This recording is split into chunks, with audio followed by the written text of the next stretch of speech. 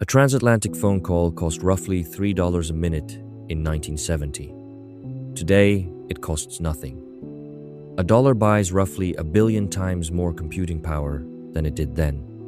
Sequencing a human genome cost around $95 million in 2001. Today, it costs about $500. Translation, legal research, and image generation are all approaching zero. Sectors that combine genuine competition with rapid productivity gains get cheaper over time. That is what markets do when they are allowed to work.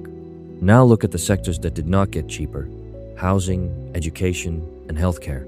These are precisely the sectors that should be falling in price under the same logic as the genome and the phone call. Instead, they have done the opposite, decade after decade, in almost every developed economy. This is not primarily what market failure looks like. It is what market capture looks like. The pattern is not random. The sectors with the largest sustained price increases are also the sectors most deeply intertwined with government credit and regulatory structures. The sectors that fell are the ones governments mostly left alone. Government-backed student loans flooded higher education with credit, and tuition rose to absorb it. Insurance and government programs intermediate the patient from the price in healthcare, and costs rose far faster than measurable improvements in outcomes. In housing, zoning, and land use restriction constrained supply. Cheap credit does not replace that constraint. It amplifies it, bidding up the price of an asset that cannot expand to meet the new demand. Restriction creates the ceiling. Credit expansion inflates the price beneath it. The current system is not a free market with a few problems at the edges. It is a captured market, dressed in free market language. True capitalism rewards value creation. Crony capitalism rewards proximity to the money printer. The strongest objection has a name: Baumol's cost disease. Healthcare, education, and housing are labor and land intensive. Computing and communications are information goods with near zero marginal cost. That structural difference, not monetary distortion, explains the divergence. That argument is real. But Baumol alone does not explain why university tuition rose fourfold while teaching staff grew at a fraction of the rate. It does not explain why the cash pay market for healthcare consistently prices the same procedures at a fraction of the insured rate. Baumol describes a structural tendency.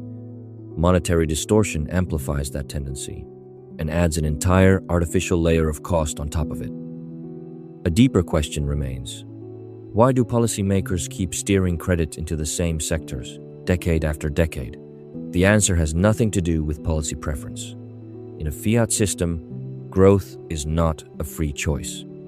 A heavily indebted system needs continued nominal growth in dollar terms rather than real output to keep its debt serviceable. When that growth stalls, asset prices fall and bank balance sheets deteriorate. The political pressure to intervene becomes overwhelming. This creates a treadmill.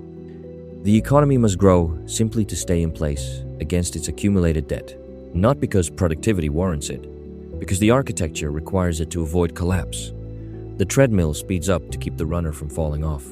GDP growth becomes less a measure of human flourishing and more a measure of whether the debt machine is still solvent. We have confused the medicine with health. The captured sectors are not incidental to that treadmill. They are structurally necessary to it. Nominal growth has to come from somewhere. Subsidized credit flowing into protected sectors is the most reliable way to manufacture it without waiting for genuine productivity gains.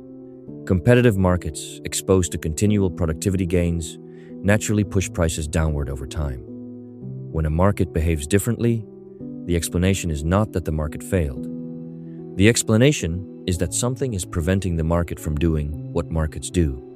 A free market and a captured market can look identical on the surface. They produce opposite outcomes for the people living inside them. The question is not whether markets work. The question is whether we are still living in one. This is the Cantillon Letter. Monetary truth. Understand it first.